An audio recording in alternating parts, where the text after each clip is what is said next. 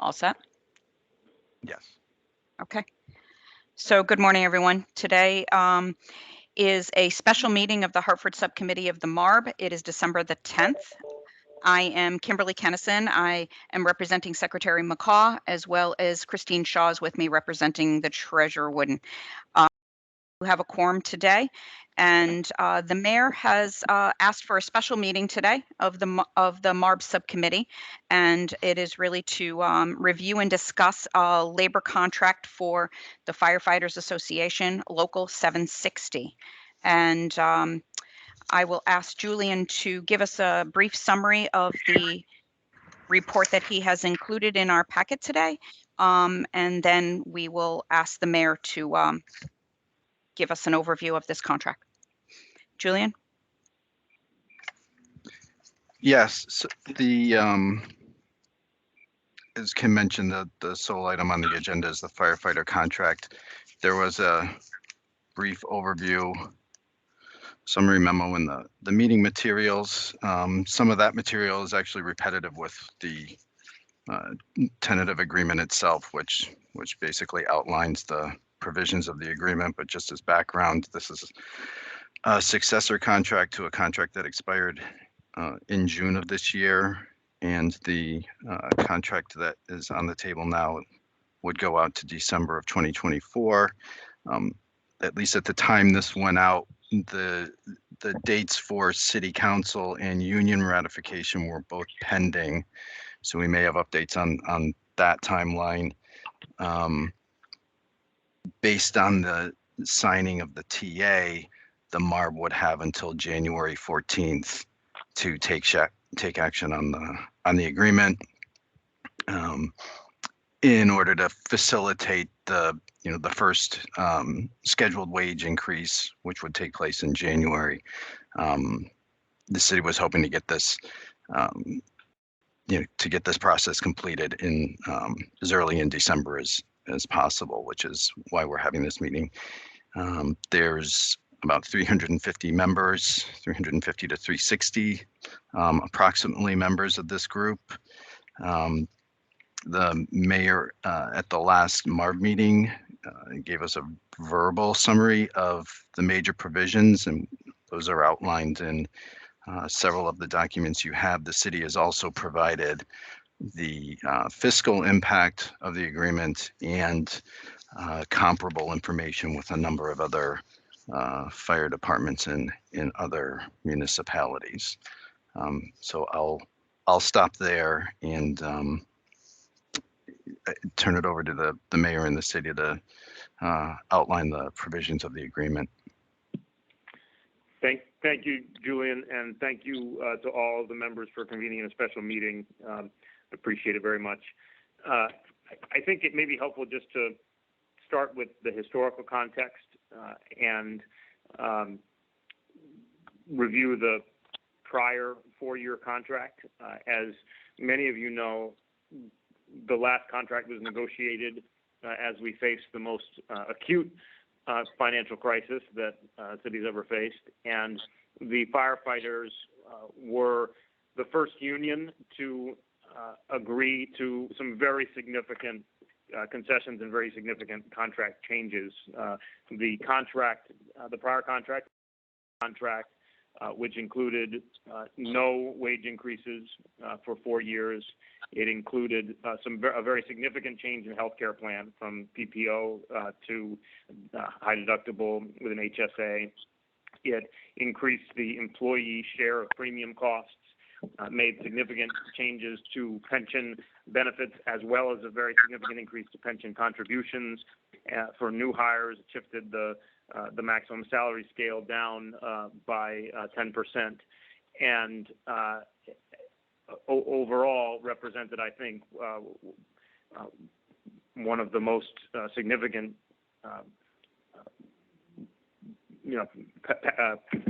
contributions to a city's fiscal sustainability that you'll find in Connecticut from a union, and that contract also formed the model for the contracts that were then negotiated with the other bargaining units. So I just wanted to start with that historical context. This proposed contract is also a 4-year contract. It's actually a 4.5-year contract. It includes 2 wage increases of 1.5%. One of those 1.5% increases will go into effect in January 1 of this year, and then the next one will go into effect on July 1 of 2021. So January 1, 2021 and July 1 of 2021. Important to recognize that the prior contract expired on June 30th of 2020, and by beginning that wage increase in January, we are also avoiding paying any retroactive pay increase from June 30th until January 1. That is hopefully explains why you have 2 increases coming in a 6-month period. For the remaining 2.5 years of the contract, there are no further pay increases.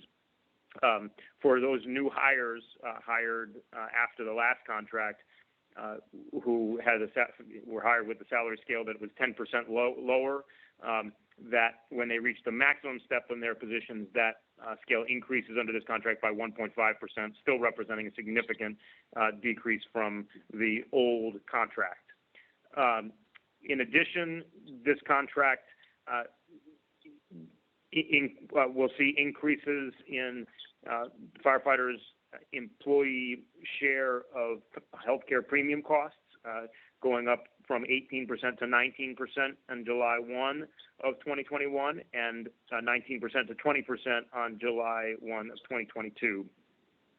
On the healthcare side, this contract is essentially a status quo with a small and not particularly significant change that the city will be funding its contribution on a semi-annual basis rather than a quarterly basis. So contributing the same amount, but doing it in 2 payments rather than 4. There is a very small change measured in terms of fiscal impact in standby pay, which is the pay that firefighters get when they are required to remain in the city or within a particular geographic area to be available for call. We found that our standby pay arrangement was lower than most other cities, and there's a modest fiscal impact to that change, but we felt it was appropriate. And that really represents the everything in this contract, with one important exception.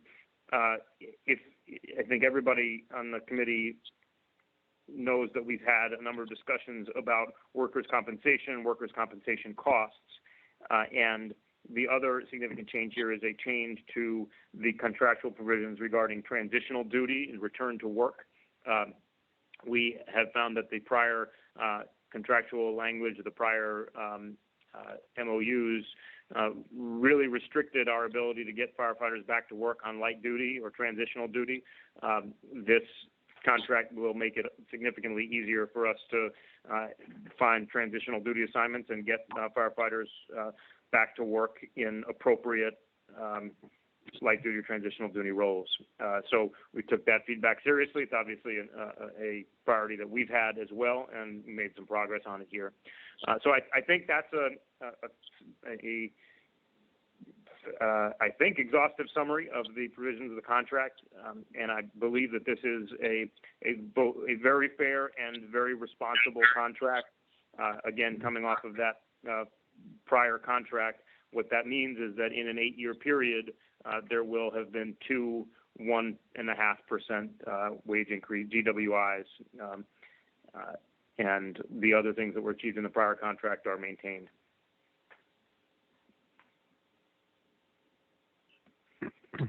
Thank you, Mayor. Any questions from the MARB members about the information that's provided in the firefighters contract? Bob White, 2 questions, Mayor. One is, first of all, I absolutely agree this is a very responsible contract, and I'm pleased we're gathering so that the firefighters, if they approve it, will get their raise on time. First of all, did I understand that at the upper levels that there would be a bump in the step increase? And secondly, like in, I think there was at least one other contract where there was an HSA, that there is education to the employees about how to use the HSA, because I know there was some concern that employees would defer medical care because of that. Sure, thanks. Bob, a couple things. Let me take the second one first. With the HSA, that HSA has now been in effect for more than 3 years, and although I think there was quite a bit of confusion and concern about it at the start, I think that our employees are now well familiar with how it works and have had, in many cases, the opportunity to build up balances in that HSA to support the care that they need. But one of the reasons that we switched to a semi-annual rather than quarterly payment is to ensure that at the beginning of the fiscal year, there's adequate funding in that HSA to help ensure that employees can meet their medical costs. All that said, yes, we do offer and are happy to continue to provide education or counseling in management of the HSA. We did that quite a bit when we first rolled it out. I don't know that we have any formal plans to do it right now, but we're certainly happy to do that at the union's request. On the point about step increases, so you said at the more senior levels, so let me just clarify. What we did in the prior contract was to say that we knew that we were going to be doing a substantial amount of hiring during the period covered by the last contract. We've hired well over 100, I think well over 150 firefighters under that, the prior contract. And what we did in that contract was to shift the salary scale down by 10% across the board for those hired after that contract, that CBA went into effect. What this does essentially is bump that up by, is turn that into an 8.5% reduction rather than a 10.5% reduction.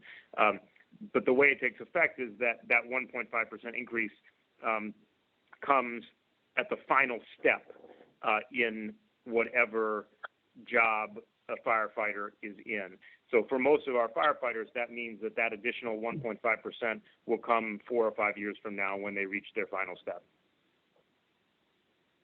Great, thank you. Thank you. Are you at the full complement on the in the fire department? Is there significant hiring anticipated, or are you sort of at steady state? We are in the midst of a testing process, but it's a fairly small number of recruits that we'll ultimately hire, probably as small as half a dozen. Thank you. As you Sally. I think, Yeah. we saw, I'm sorry, Sal, I just so you know, we saw a very large number of retirements during our fiscal crisis, and we hired aggressively, and about a third of our department or more has come on over the last few years. Any other questions from the members? I don't really have a question, just a couple comments. One, HSA's long-term, I don't think save money. I think Mark Waxenberg can tell you that some of the longer HSAs that ended up being much more expensive than PPOs. And it is exactly because people defer treatment because they're afraid of the out-of-pocket expenses, and the less you make, the more true that is. I know that AFSCME's Public Works really have a hard time with it. But having said that, I believe that the raises are necessary. I think, when you have the kind of sacrifices, let's just say it, that these firefighters have made over the last 4 years, you don't want to get into a situation where you're paying so much less than other communities that they just leave, and Hartford is left with trying to get a whole bunch of firefighters. It's not a real coincidence in terms of why, if they can retire, they did retire and they did leave. So I would be in favor of this contract. Thank you. Thank you, Sal. One question that I have is when I look at the impact on the dollar amounts to the city's operating budget, Mayor, I believe that you had mentioned to us previously that all collective bargaining agreements are not included in the 5-year plan. So this would be additional cost to the year plan. Am I accurate? That's correct. Okay.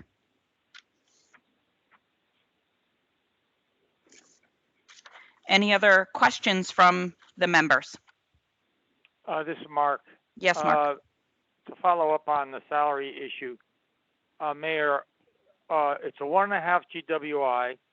The members along the steps, there's 5.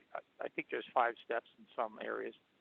Are those steps increasing by 1.5%, or is it just traditionally what happens is the whole salary scale is increased by 1.5%, and the ones that are along the lanes move to the next step? Is that consistent with what tradition, or are we just doing the 1.5% on the maximum, and Sure. the people are just moving along the steps?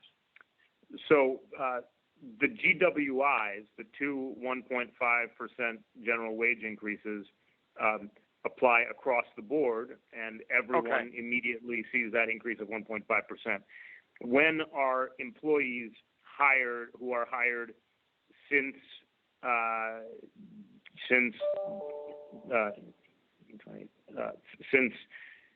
July 1 of 2016 reach the final step in whatever job classification they're in, that final step will also be 1.5% higher than it otherwise would have been. Right. So it's consistent with other contracts that I've dealt with. Okay. And to follow up a little bit with Sal, I assume, knowing Hartford's insistence on monitoring its health care costs, that you will monitor and send out or bid out or analyze, however you want to characterize, the HSA costs premium to the city versus the movement towards the state partnership plan, as you did, I think, was it 3 years ago? Yes, we will. I'm sorry, but yes, we'll continue to do that. Because I do believe that over time, it's like anything else. The HMOs became more expensive than anything else. But I think a constant oversight, which you are doing, is excellent to determine cost savings in the long term. So, thank you.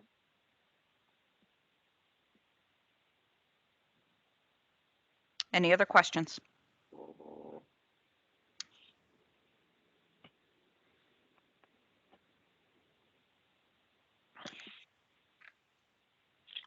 Seeing as we have a quorum, We and do.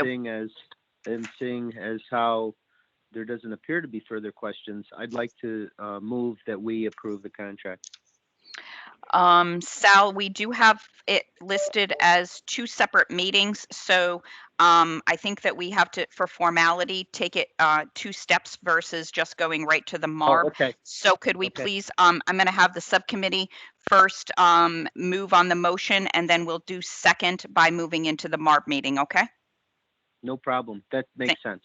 Nope, thank you, Sal. And we did state that the MARB would start at 10:30, so just in case any of the other MARB members choose to join us, we'll try to give them a little bit of an opportunity, and then we'll move on to the second meeting. Makes So sense. Thank you. So as Sal mentioned, could we get a motion from the subcommittee to approve this contract? This is Mark. I move to approve the contract between the Hartford firefighters and the City of Hartford. This is Stephen Falsigno. I'll second that motion. Thank you, Stephen. And any discussion? Well, just to Mark again, just to follow up, I think it's reasonable. As a matter of fact, I think it's more than reasonable.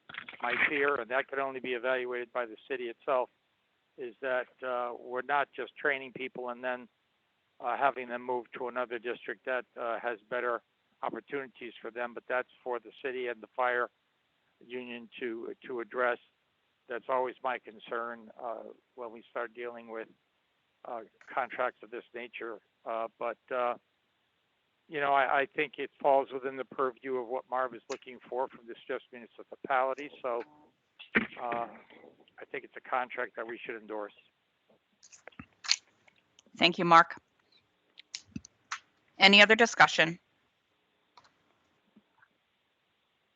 Julian, can we move for a roll call of the subcommittee members? Yes. Mr. Brockman, Aye. Mr. Felsigno, Aye. Mr. White, Aye. Mr. Waxenberg, Yes. Ms. Shaw, Yes. and Ms. Kennison. Yes. Did Dave Biller join the meeting since we first started? All right, then that's everybody. Okay, this contract has been approved. Thank you, everybody, for the support. And then the next meeting starts in 5 minutes. But Julian, one question.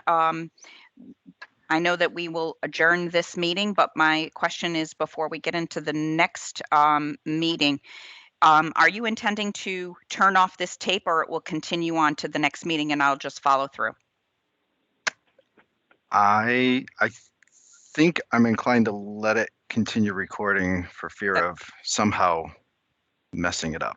Nope, no problem. I just wanted clarity on this process. And since we're closing down, I think that, and we do have a quorum that will be ready for the MARB. Can I get a motion to adjourn the Hartford, Special Hartford Subcommittee of the MARB? Motion. I'll make a motion to, Thank you, Second. Stephen. Christian, Who was the second? I'm sorry. Bob White. Christine. Christine Shaw. Okay, Second. I'm going to take Bob White. Christine, we'll get you on the second Okay. meeting. Thank you. All in favor? You get another adjournment, Christine. Aye. aye. Got it. Okay.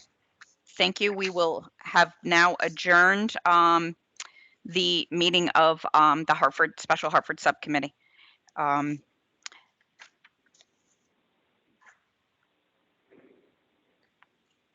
And Kim, now that we have adjourned that subcommittee and are waiting to convene the full committee, can I just ask, I was looking at the agenda. I had thought that we were that there was another item that was going to be on the full MARB agenda, which is the review of, I think it was the warming center contract. it is. There was a revised agenda that was distributed Oh, okay. a Thank day you. or so ago, so it's on. We have it. Okay. Excellent. Thank you. You bet. Thank you.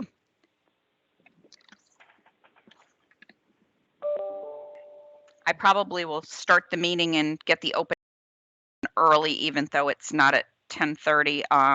And then we can make sure we're at the 10:30 mark when we start to talk about the contract is what I'm thinking.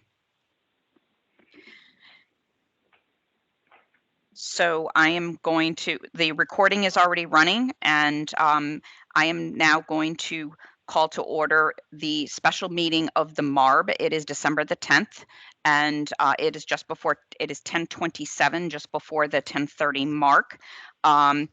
Calling this meeting to order, I am Kimberly Kennison, and I am representing Secretary McCaw. With me is Christine Shaw. She is representing the Treasurer Wooden. We do have a quorum today, and we're here to discuss and review the possible action of the labor contract for the Hartford Firefighters Association, Local 760. And we have met with the Hartford subcommittee members of the MARB, and they have recommended that the full MARB take action, and they have approved the recommendation for this contract to go forward to the full MARB. And since the subcommittee has already reviewed this is an opportunity for all of us, if there is some discussion or overview.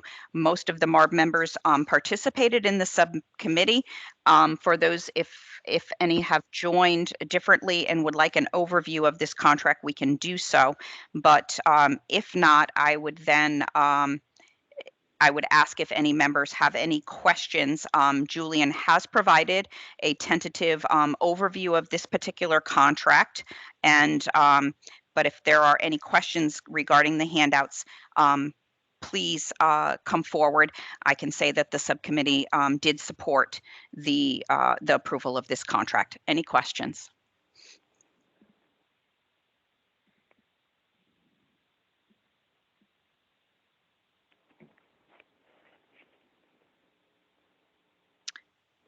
So we do not Hearing have. no questions, I'd like to move that we accept the contract, that we accept the recommendation of the subcommittee and approve the contract.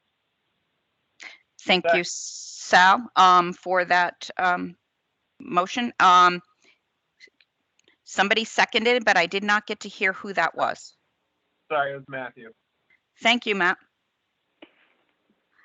Any further discussion about this contract?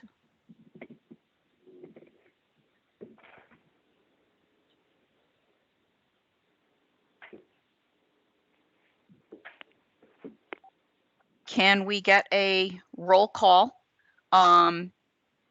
Julian, please.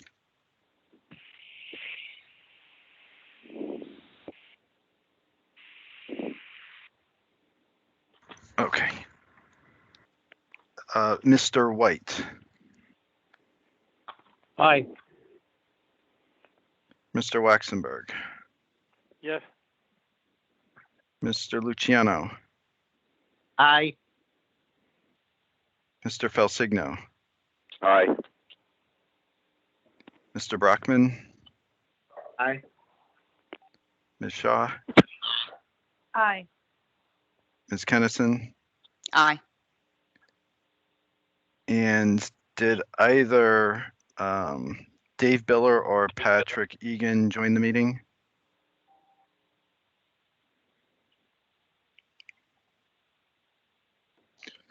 Okay, it sounds like that was everybody.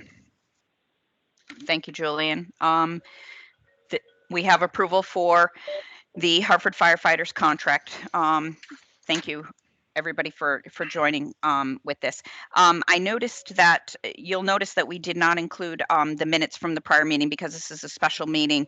What I planned to do was bring the minutes forward for the full MARB when in January. January 14th is our tentative date, as well as the subcommittee members that are here from Hartford. The minutes from that meeting will come forth and go forward for the tentative January 28th Hartford Subcommittee. We have one other item on our agenda today for discussion, which is a non-labor contract. There is no action that is needed for this contract, and the city has provided us with an overview of this contract. You probably will recall that we had seen this contract in the past. Last year, there is no action needed. This is for the Salvation Army Overnight Warming Center. It is a renewal contract. This is the third year of this contract, and there is an RFP that is planning to go out in April. And this particular contract has a annual cost, if I recall right, of $107,000. And does anyone have any questions regarding this contract? It seems it's a standard repeat.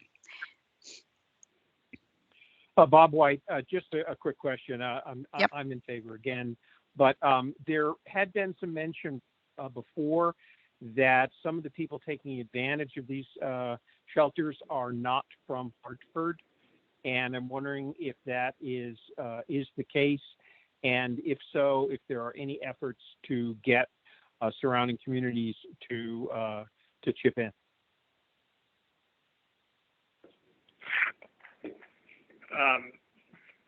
We have not.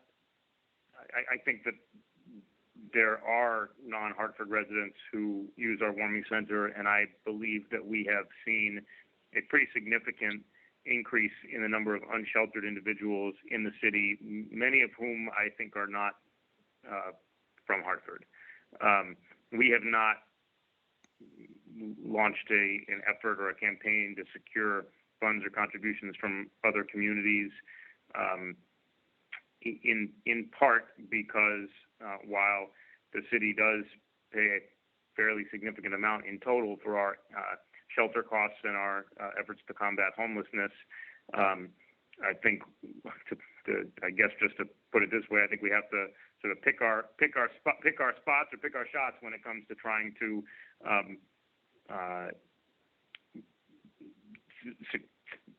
secure new financing arrangements or new ways of getting support. In other words, I think that the amount of time we would spend to try to get those contributions, my guess is would not result in any transformative change. But I'm happy to discuss that. Understood. Understood. But I do have a question, Mr. White, and Mayor. How can you identify that you know that they're coming from other towns when somebody is being classified as being homeless? Homeless, it might be the last place that they lived, but they are still homeless. Right. That's correct. But we ask about last place of residence, okay. Community. That said, I think that in many cases we probably do overcount number of Hartford residents, because in many cases you may have individuals whose last residence was a shelter in Hartford. Okay. This is Stephen Falsigno.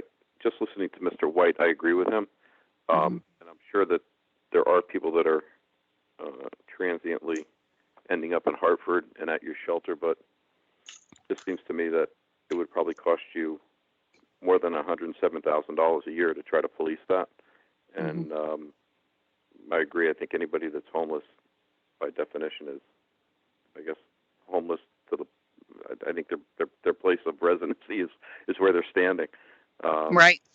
So yeah, I mean, I think that's a tough thing to police, and I think I think we'd probably expend more energy and money. Yeah. But is it? The one thing I would say is I think, Bob, I think you raised an important question or issue that we've talked about before. The reality is that those who are facing homelessness or who are without shelter go to where the services are available. Right. And the services are available in Hartford, and with a few exceptions, nowhere else. And so it is true that we don't close our doors to anybody.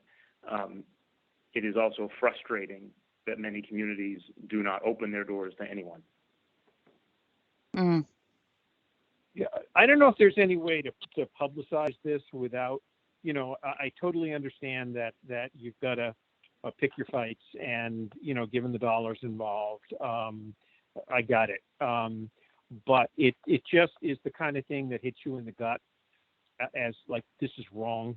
And I don't know what, they're good people, and I used to live in West Hartford. There's some, really good people there. They got their head on straight, and again, I just throw it out. I leave it to you. You've got your finger on the pulse. So.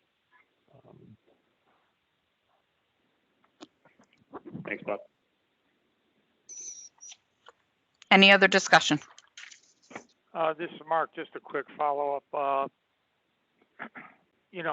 During these times, the likelihood is that the homelessness, unfortunately, community may increase, or the numbers may increase.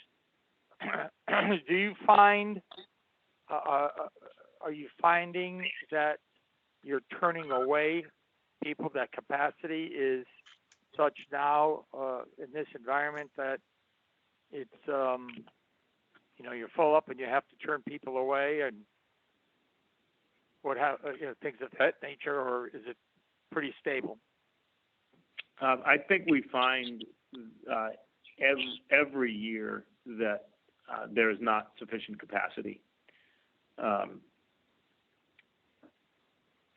Well, so, as a follow-up yes, to that, then,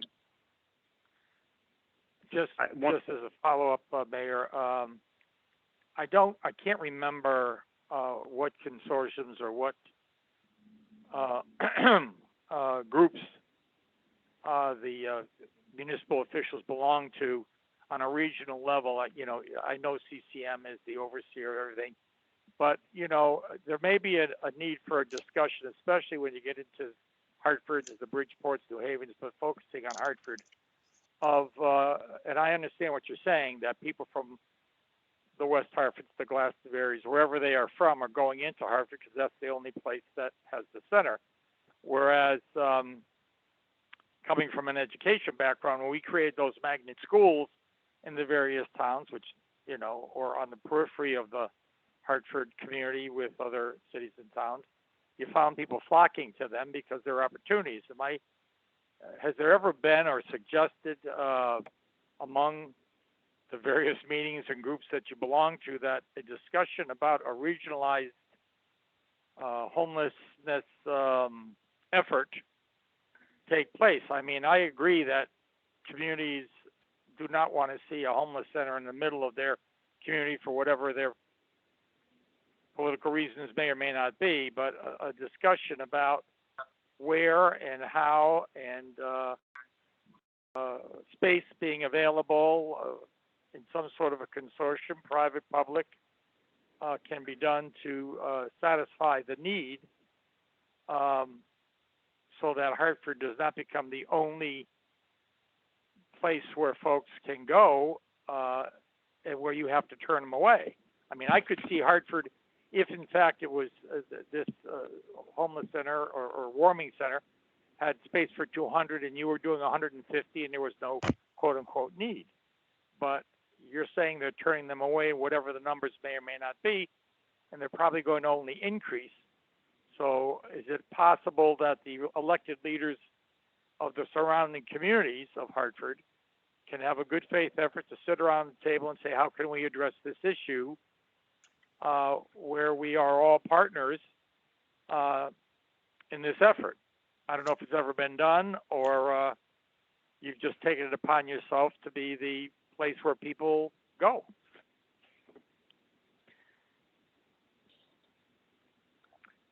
So there have been a few efforts under the auspices of CM. There was a homelessness committee that met, but as you say, at the end of the day, what's required is action at the local level to open a center, open a warming center, open a shelter, fund and provide those services. And there has not been, at the end of the day, a willingness to do that. There is a very successful anti-homelessness effort that is called the Coordinated Access Network, which is chaired by Journey Home, the organization that provides a lot of assistance and support to individuals and families facing homelessness. And there was an effort in the can to get new warming centers opened this year.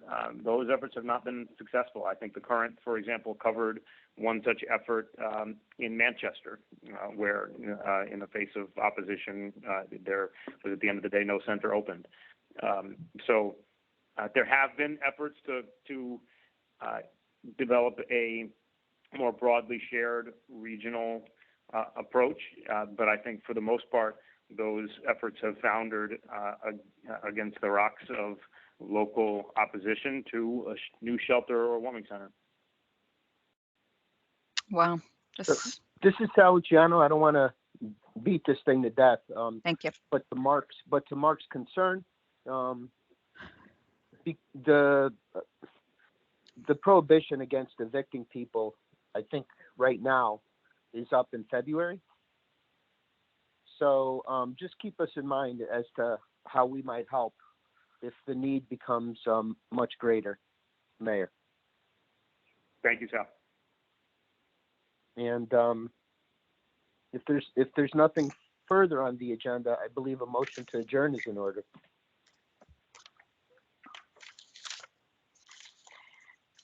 Nope, there is nothing further on the agenda, and can we get a second? Stephen Felsigno, second. Thank you. Stephen, is all in favor? Aye. Aye. Aye. Thank you, everyone, and we will see you in the new year, and wish all of you happy holidays. Thank you all for your support. Thank you. Thank Stay you. safe. Same to all. Stay safe. Thank you. Bye-bye. Bye now. Bye.